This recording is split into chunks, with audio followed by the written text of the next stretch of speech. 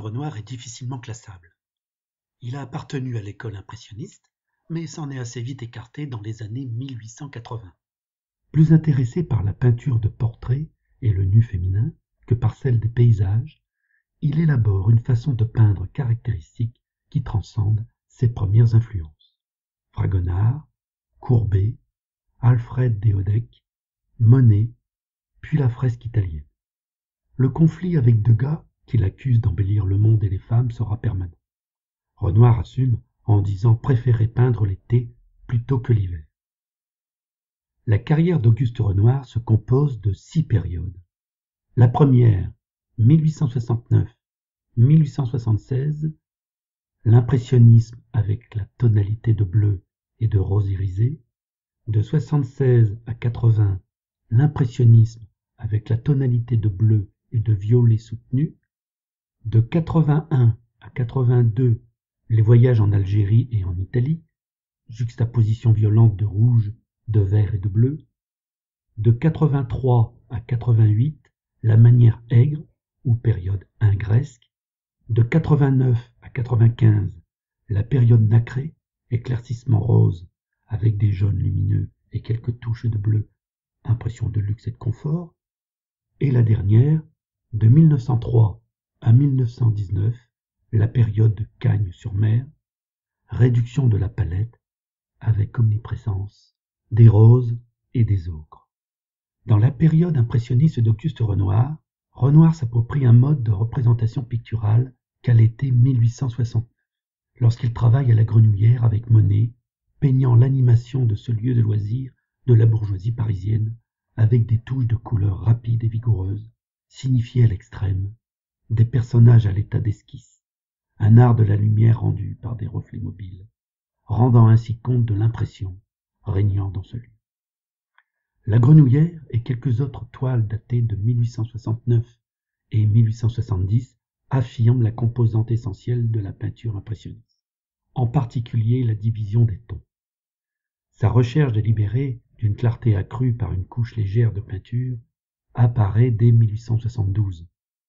Elle va caractériser l'exécution de la plupart de ses œuvres, traditionnellement rattachées à sa période impressionniste. Monet et Renoir, côte à côte sur la berge du fleuve, étudient les reflets jouant sur l'eau. Le motif est le fameux lieu de rendez-vous sur la Seine près de Bougival, évoqué par les Goncourt dans leur journal. Bougival, l'atelier de paysage de l'école française moderne. Chaque coude de rivière, chaque sol nous rappelle une exposition.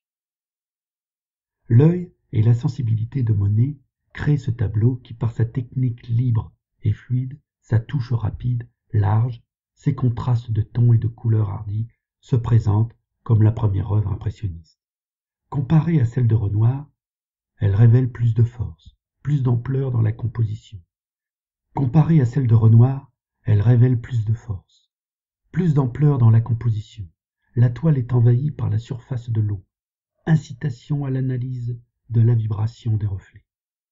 La loge de Pierre-Auguste Renoir, 1874. Sa représentation d'un couple élégant qui s'affiche dans une loge incarne l'intérêt des impressionnistes pour le spectacle de la vie moderne. La loge a été exposée à la première exposition impressionniste à Paris en 1874.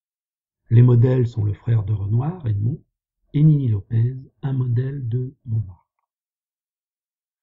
La femme est élégamment vêtue, elle abaisse ses lunettes d'opéra, se révélant aux admirateurs dans le théâtre, tandis que son compagnon de sexe masculin traîne son regard ailleurs dans l'audience.